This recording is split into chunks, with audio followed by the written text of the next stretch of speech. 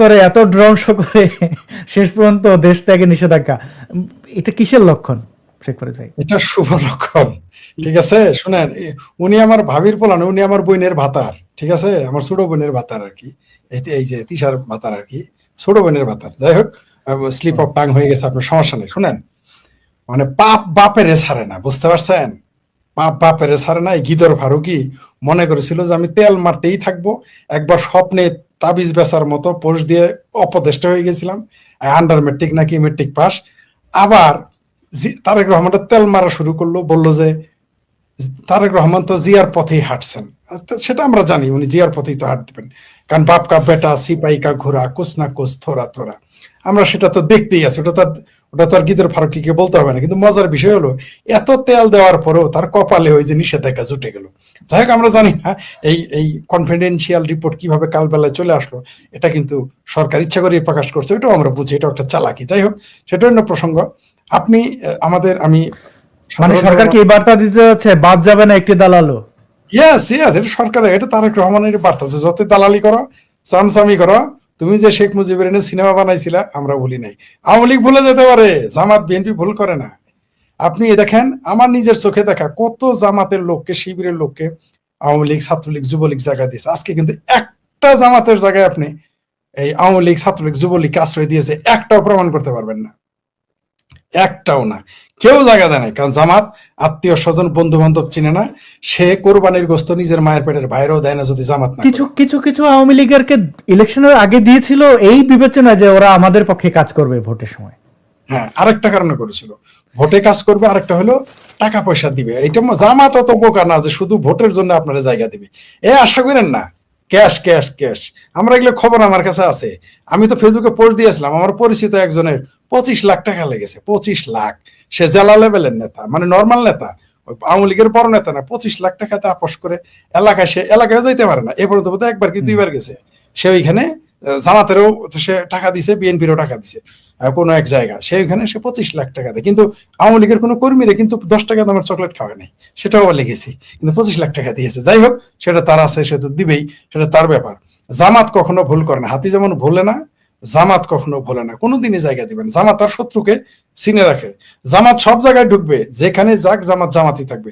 জামাত আওয়ামী লীগে গেলেও জামাত থাকবে, বিএনপিতে ঢুকলেও জামাত থাকবে, জামাত চরমনের পীরের দরবারে গেলেও জামাত থাকবে। জামাত যদি আমাদের এই যে প্রফেসর সাহেবের ছাত্র হয়, সেটা জামাতই থাকবে। চান্স পাইলেই স্যারের জবাই করবে, চান্স পাওয়া মাত্রই জবাই করে দিবে। একটু চিন্তা করেন, বলবে স্যার একটু আসেন, আপনার সাথে আসেন, কোলাকুলি করি।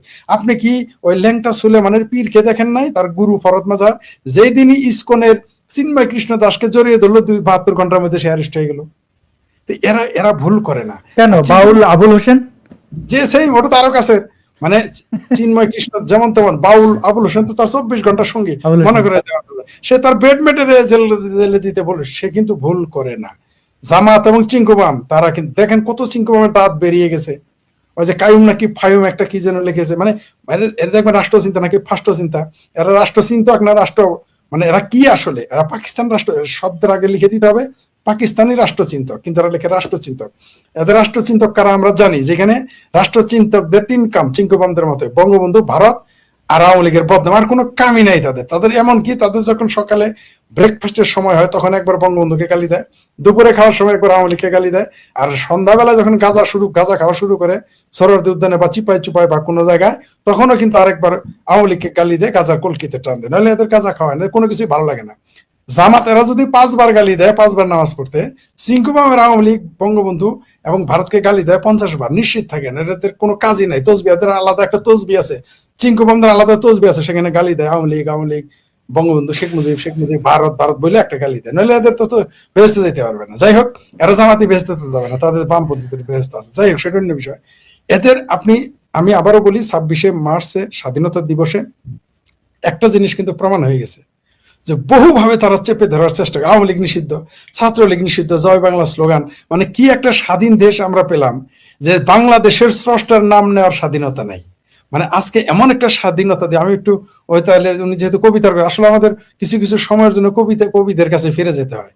মানে আজকের স্বাধীনতা দিবসে বাংলাদেশের স্রষ্টার নাম উচ্চারণের স্বাধীনতা নেই। তো এই স্বাধীনতা যারা হরণ করেছে, আমি জানি তিনি একজন অধ্যাপক এবং ভদ্র মানুষ, তারপর যেহেতু তিনি প্রফেসর এবং তিনি পদে থাকেন, তাকে অনেক কিছু রয়ে সয়ে বলতে হয়। আমি স্ট্রিট পিপলের ভাষায় কথা বলি, অত নালি আদেশের না। যারা আজকে 26-এ মারছে, বন্ধ করে দিয়েছে বঙ্গবন্ধুর নাম উচ্চারণ করার, নিজের বাপের নামও কিন্তু নিতে পারবা কিনা আমার কিন্তু সন্দেহ আছে। স্যারেরও সন্দেহ থাকলে সেটা প্রকাশ্যে বলতে পারবেন না, তার অনেক বাইন্ডিংস আছে, নিয়ম আছে, কারণ আছে। আমরা তো নিয়ম কারণ মানি না, আমরা হচ্ছে আলাদা মানুষ। বলে দিলাম, যারা আজকে বঙ্গবন্ধুর নাম উচ্চারণ করতে দিচ্ছে না এই স্বাধীন বাংলাদেশে, হয়তো আগামীকাল বা পরশুদিন বা তরশুদিন বা যে কোনো দিন নিজের বাপের নাম উচ্চারণ করতে পারবা কিনা সন্দেহ আছে। শ্বশুরের নাম তো ভুলেই যাবা, কোনো সন্দেহ না। আর একটু যদি জামালপুরের ভাষায় বলি যে নিজের মায়ের ভাতারের নাম কিন্তু ভুলে যাওয়া, বঙ্গবন্ধুর নাম নিতে দাও না, সেই সময় কিন্তু আসবে, জাস্ট ওয়েট। এই যে 71-এর খুনিরা, 75-এর খুনিরা কিন্তু মনে করেছিল আর কোনো দিন কিছু হবে না, ঝুলেছিল কিন্তু তারা। এই ল্যাংটা সুলেমান এত কিছু করতেছে, তারপর আর একটা সুপার ড্রাইভার বাংলাদেশে কিন্তু আসতে পারতেছে না, যেখানে মুফাসিল ইসলাম চলে গেছে কিন্তু তারা কিন্তু আসতে পারে নাই। মুফাসিল ইসলামের জীবনের ঝুঁকি আছে সব দিক থেকেই, তারপর সে কিন্তু চলে গেছে। কিন্তু এই ল্যাংটা সুলেমান শুনেছি এখন বাংলাদেশের যারা যারা হেফাজত করে তাদেরও বড় পীরানে পীর দস্তগীর খাজা মঈনুদ্দিন চিশতির খালাতো ভাই, তাদের জন্য মানে আমার মনে হয় যে ল্যাংটা সুলেমান পিনাকে যেদিন মারা যাবে বাংলাদেশে একটা গায়েবানা জানাজা যেমন পরে, তার জন্য গায়েবানা মাজার বানাবে একটা। তারপরেও কিন্তু সে আসতে সাহস পায়নি। কিন্তু আমি শেখ ফরিদ, আপনি আসাদ নূর, আমরা কিন্তু যাব, দেশে থাকবো, প্রফেসর সাহেব থাকবেন, আমরা কিন্তু ভুল করব না। আমরা ক্ষমতায় যান এমনিতেই আমরা আমাদের দেশে এই যারা আজকে আবারও বলি, আজকে স্বাধীন বাংলাদেশে যারা বাংলাদেশে বঙ্গবন্ধুর নাম উচ্চারণ করতে দিচ্ছেন না, আগামীতে কিন্তু বাপদাদার নাম শ্বশুরের নাম ভুলে যাইতে পারেন, এটা একটু মাথায় রাখবেন। যদিও কিছু ক্ষোভ প্রকাশ করেছি মনের দুঃখে কষ্টে, এটা সত্য। স্যারের কথাই ঠিক যে আসলে আমাদের সবাই দেশকে নিয়ে চমৎকার একটা শব্দ চলে, তিতিক্ষা। এটা আমাকে খুবই মানে মানে এই শব্দটা যেহেতু কবিতা লিখিত, তিতিক্ষা শব্দটা কবিতাতে বেশি এসেছে, প্রবন্ধে কম এসেছে, কবিতাতে বেশি। তিতিক্ষা আসলেই ব্রড একটা বিষয়, যে শত্রুকে গলায় বুকে জড়িয়ে নিয়ে সে মেনে নেবে যে আমার পিতার খুনিকে ক্ষমা করে দিলাম, আমার ভাইয়ের খুনিকে ক্ষমা করে দিলাম, বা আমার সম্পদ হরণকারীকে ক্ষমা করে দিলাম। এগুলো হচ্ছে তিতিক্ষা, যেগুলো আত্মত্যাগের উপরেও আরো অনেক কিছু। আত্মত্যাগ কখন? যখন আমি মরে গেছি, আমার অস্তিত্ব নাই, তখন তো আমি নাই, কিন্তু আমি দাঁড়িয়ে আছি, তখন আমাকে ক্ষমা করে দিতে হলো আমার চরম শত্রুকে। সেটাকে তিতিক্ষা বলে, কোনো সন্দেহ নাই। দেশ গঠনে বঙ্গবন্ধু এই কাজটা করেছিলেন, যেটা আমাদের প্রফেসর সাহেব বলেন তিতিক্ষা। বঙ্গবন্ধু আসলে তিতিক্ষার কারণেই কিন্তু অনেক ছাড় দিয়েছিলেন। সম্ভবত সেটাকেই অনুসরণ করে জননেত্রী শেখ হাসিনা অনেক ছাড় দিতে চেয়েছিলেন, যে তারা যেন মূল স্রোতে, মুক্তিযুদ্ধের স্রোতে ফিরে আসে। কিন্তু ওই যে একটা কথা আছে, হরিণ পোষ মানে, এমনকি বাঘও পোষ মানে, সিংহ পোষ মানে, কিন্তু হায়না পোষ মানে না। This is the problem. আমাদের যারা মুক্তিযুদ্ধ বিরোধী তারা সম্ভবত হায়না। আমি ডক্টর হুমায়ুন আজাদ স্যারের বক্তব্য দিয়ে শেষ করব, যে মুক্তিযোদ্ধা আজীবন মুক্তিযোদ্ধা নাও থাকতে পারে, কিন্তু রাজাকার আজীবন রাজাকার। হায়নার আসলে পোষ মানে না। বঙ্গবন্ধু তার জীবন, নিজের জীবন সহ, তার শিশুপুত্র রাসেল সহ, তার পুত্রবধূ সহ তাদের জীবন দিয়ে প্রমাণ করে গেছেন যে এরা পোষ মানে না। জননেত্রী শেখ হাসিনা বহু চেষ্টা করেছেন, আমরা দেখলাম। আমরা তার যতই সমালোচনা করি, তিনি মৌলবাদীদের আশ্রয় দিয়েছিলেন, কাছে টেনেছিলেন। আসলে তিনিও সম্ভবত চেয়েছিলেন যে তাদের সাথে ওই যে তিতিক্ষা, যেটা আমাদের প্রফেসর বললেন, তিতিক্ষা বিষয়টা বিবেচনা করে। তার জন্য জননেত্রী শেখ হাসিনা কেউ নীলকণ্ঠ বলে, নীলকণ্ঠ পাখির সাথে তুলনা করে। আমি নীলকণ্ঠ পড়তে গিয়ে আমি সত্যি কথা কি, আমি নীলকণ্ঠ নিয়ে অত গবেষণা করি নাই। এটা আওয়ামী লীগের আমলে, বিশেষ করে ওই যে আপনার 21 আগস্টে হামলা করে যখন ক্ষমতায় আসলো আওয়ামী লীগ, দেখি নীলকণ্ঠ পরে গিয়ে বৈদিক সাহিত্যে গিয়ে পড়লাম নীলকণ্ঠ কাকে বলে। নীলকণ্ঠ হচ্ছে ভগবান শিব, যিনি পৃথিবীর সকল গরল, সকল বিষ নিজে নিয়ে তার কণ্ঠকে নীল করে ফেলেছেন। আসলে নীলকণ্ঠ পাখি পছন্দ সে, অর্থাৎ তিনি সকল বিষ গ্রহণ করেন সকলকে রক্ষা করতে। তো এইখানে চেষ্টা, কিন্তু ওই যে বললাম হায়না পোষ মানে না। আমাদের সতর্ক থাকতে হবে অবশ্যই। সকলকে যারা স্বাধীনতায় বিশ্বাস করে, মুক্তিযুদ্ধে বিশ্বাস করে, তাদেরকে 26শে মার্চের মহান স্বাধীনতা দিবসের আবার শুভেচ্ছা জানাই।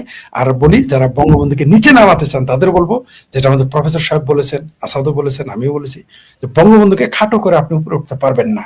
অর্থাৎ আপনি যে ডালে বসে আছেন সেই গাছটার গোড়ায় যদি আপনি কাটেন, আপনি নিজেই পড়ে যাবেন। বঙ্গবন্ধুকে ধরে আপনি উপরে ওঠেন, অনেক উপরে উঠে যাবেন, কারণ গাছের চাইতে ডাল বড় হয়ে যায়, রাইট?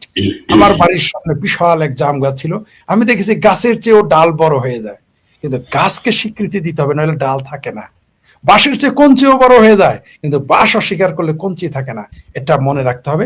বঙ্গবন্ধুকে স্বীকার করে আপনি রাজনীতি করেন, মুক্তিযুদ্ধকে, আপনি যেই হন না কেন, যেই পথেই থাকেন না কেন, যে রাজনৈতিক দল করেন, আপনি ইতিহাসের কারণেই আপনি টিকে যাবেন, আপনার দল টিকে যাবে। তা না হলে বঙ্গবন্ধুকে আপনি হেয় করে গাছের গোড়া কেটে ডালে বসে থাকলে আপনি সবার আগে